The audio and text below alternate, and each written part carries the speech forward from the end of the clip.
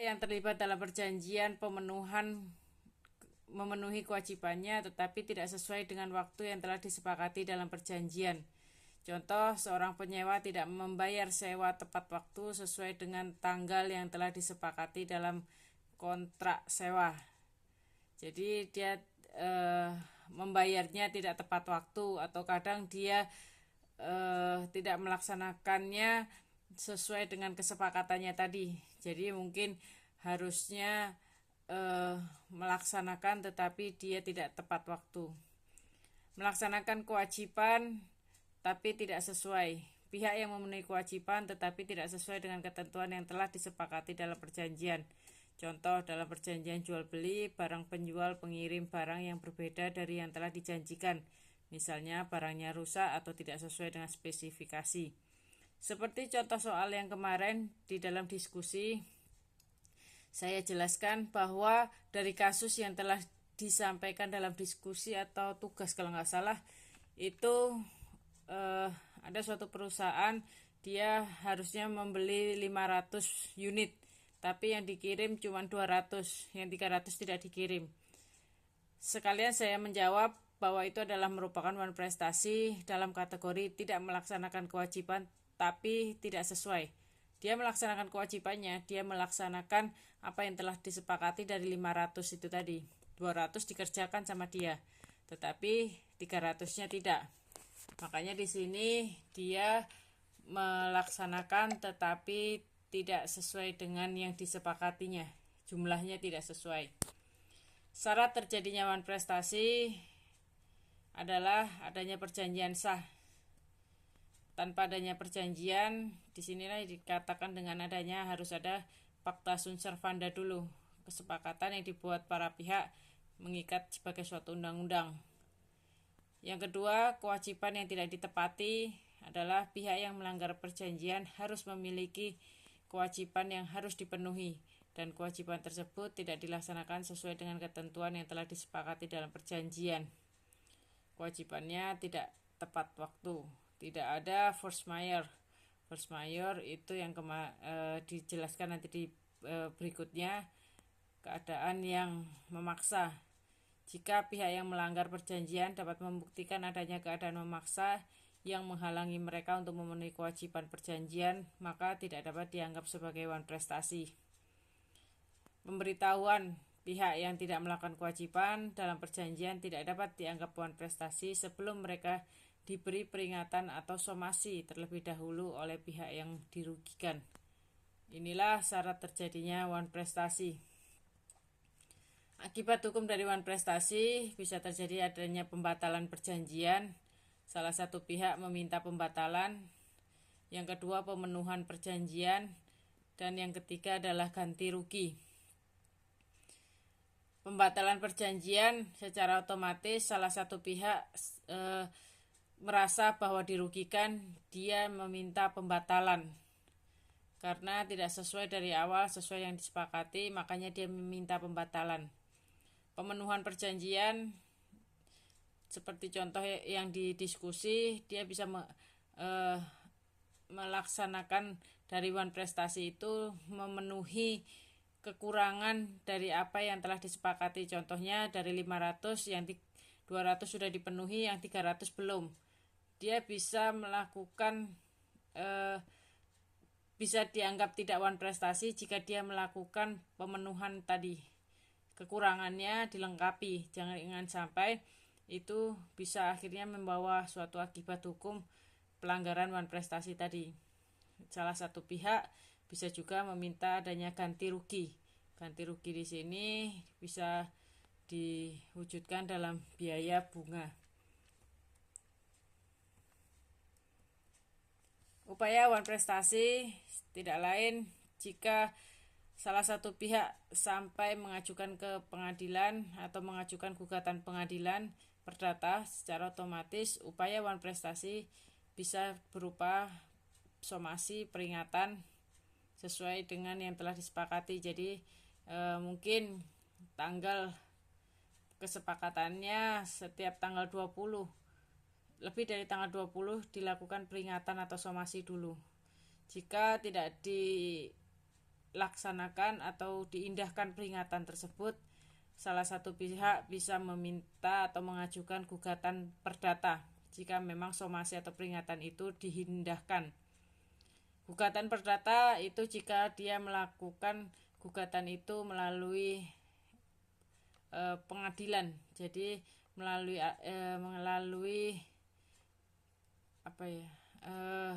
litigasi. Kalau non litigasi berarti dia melakukan dengan cara arbitrase, berarti dia menempuh jalan mediasi, jalan peradilan di luar peradilan umum. Jadi ada kesepakatan salah satu pihak untuk menyelesaikan di luar pengadilan. Upaya wan prestasi inilah yang bisa ditempuh jika memang salah satu pihak melakukan kesalahan atau memang benar-benar dianggap memenuhi unsur-unsur dari wan prestasi tersebut semuanya. Berikutnya dari wan prestasi juga sebentar, saya jelaskan dengan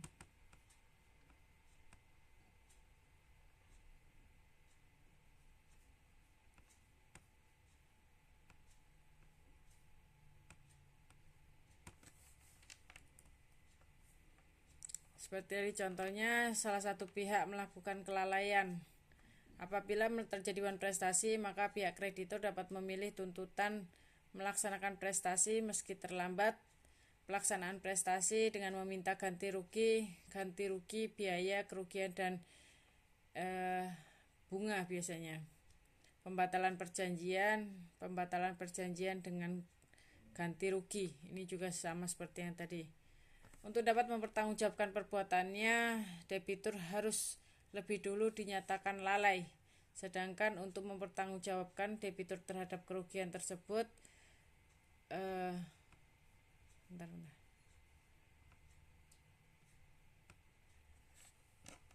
debitur terhadap kerugian karena wan prestasi harus dipenuhi persyaratan, yaitu debitur harus terlebih dahulu ditegur dengan suatu peringatan yang mewajibkan ia untuk melaksanakan prestasi yang diperjanjikan dengan memberi jangka waktu yang cukup atau yang pantas kapan ia dapat melaksanakannya.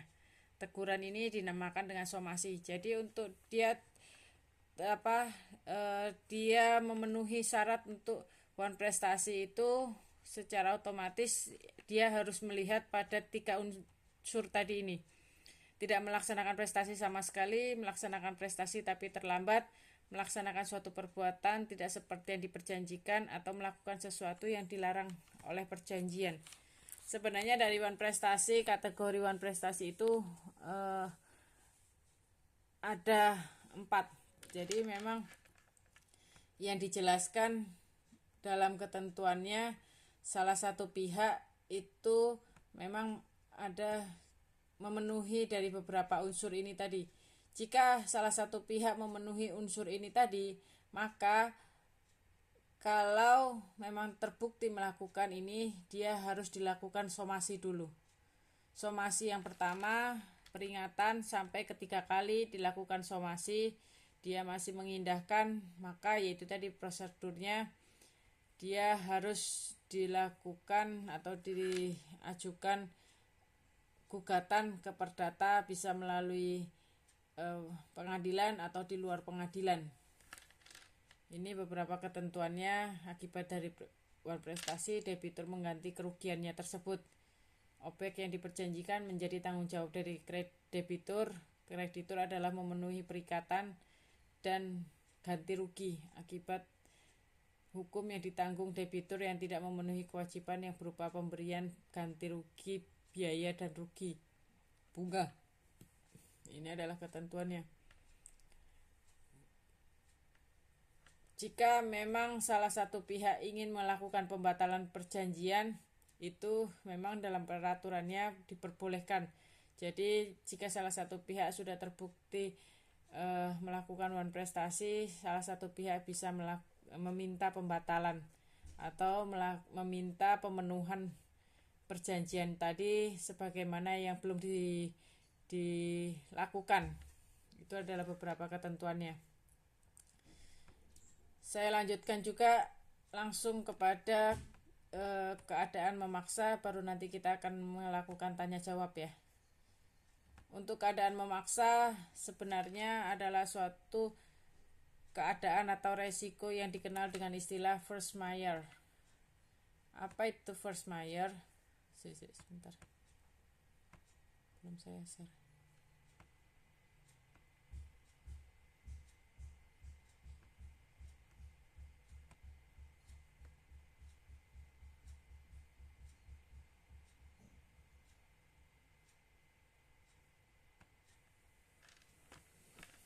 Force majeure atau keadaan memaksa adalah suatu keadaan atau peristiwa yang terjadi di luar kemampuan para pihak untuk menghindarinya dan untuk menyebabkan kegagalan dalam memenuhi kewajiban yang tercantum dalam perjanjian. Dalam kondisi ini, pihak yang terkena force majeure dapat dibebaskan sementara dari kewajibannya untuk melaksanakan perjanjian. Sebagaimana diatur dalam pasal 1244 KUH Perdata, diatur bahwa apabila tidak dapat dilaksanakan suatu kewajiban akibat suatu peristiwa yang tidak dapat diduga sebelumnya dan di luar kendali pihak yang terlibat, maka pihak yang tidak dapat memenuhi kewajiban tidak dapat dianggap sebagai wan prestasi. Jadi harus dibedakan antara keadaan memaksa dan wan prestasi. Ciri-ciri keadaan memaksa tidak dapat ditebak karena force majeure itu suatu keadaan yang memang terjadi karena alam. Contohnya bencana alam, gempa bumi, banjir bandang, atau pandemi. Ini adalah suatu keadaan yang tidak bisa ditebak. Tidak dapat dihindari kerusuhan, perang, kebijakan pemerintah yang mempengaruhi pelaksanaan kewajiban dalam perjanjian. Akibatnya menghambat pelaksanaan suatu pabrik yang harusnya berhenti beroperasi akibat kerusakan mesin yang disebabkan oleh bencana alam. Keadaan memaksa terkadang di Indonesia juga sering terjadi. Yang terakhir adalah pandemi. Karena pandemi yang ditentukan oleh pemerintah, orang tidak boleh keluar, tidak boleh bersosialisasi, tidak boleh berkumpul. Maka dengan adanya pandemi, banyak dari perusahaan-perusahaan yang kemarin terjadi itu gulung tikar. Karena memang tidak diharapkan terjadinya hal tersebut, tetapi efek sampingnya banyak merugikan orang lain. Apakah di sini bisa dianggap wan prestasi? Tidak, karena memang hal tersebut, keadaan itu tidak bisa ditebak kapan terjadinya. Akibat hukum dari keadaan memaksa yaitu pembebasan dari kewajiban, penundaan kewajiban, pembatalan kewajiban, dan pengalihan resiko. Sampai kapan keadaan itu berhenti?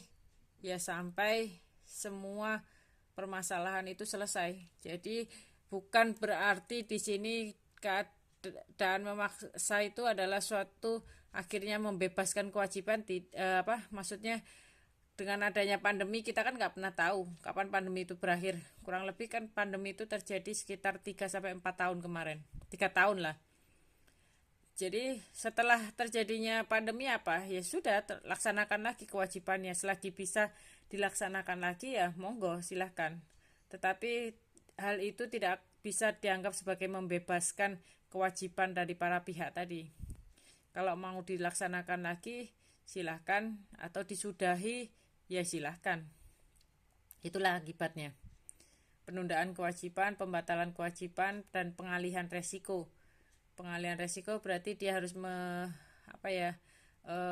menanggung resiko kerugian yang diterima atau didapat dari keadaan tersebut.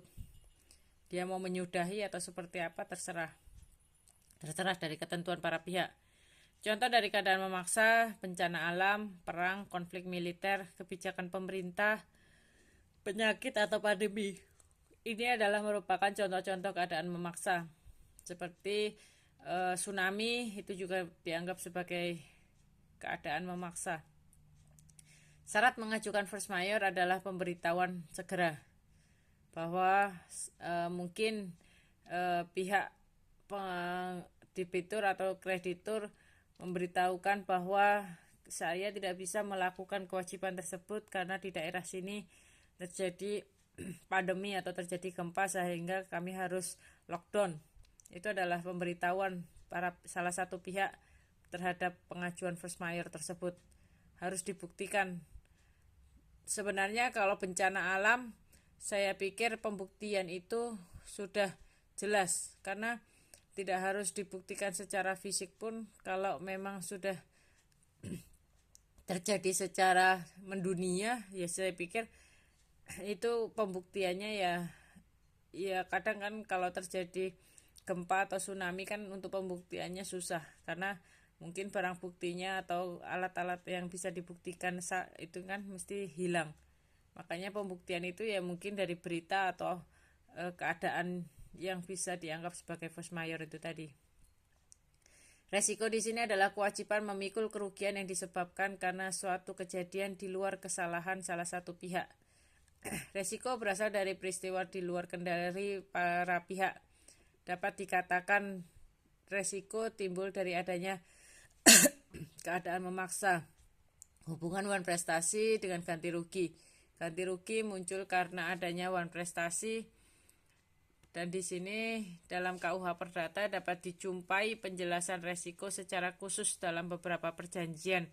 Seperti contoh kita dapat melihat dalam pasal 1460 terkait dengan perjanjian jual beli yang menyatakan bahwa si barang yang dijual berupa barang yang sudah ditentukan, maka sejak saat pembelian barang yang sudah menjadi tanggung jawab pembeli, meskipun penyerahannya belum dilakukan dan penjual berhak menuntut harganya.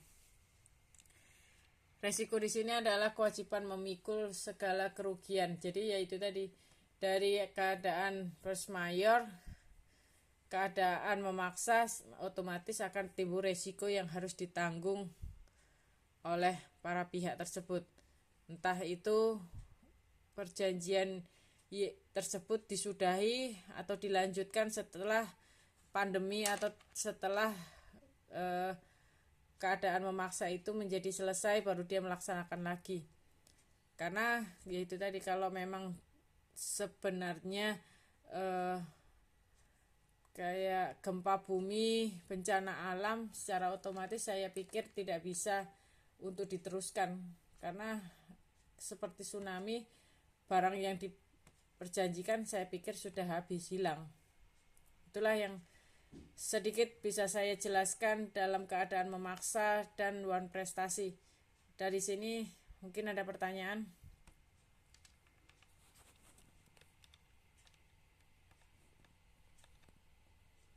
Silakan kalau ada yang mau dipertanyakan. Sebelumnya saya minta tolong untuk dinyalakan dulu semuanya kameranya. Sebelumnya saya foto dulu. 14 orang ya.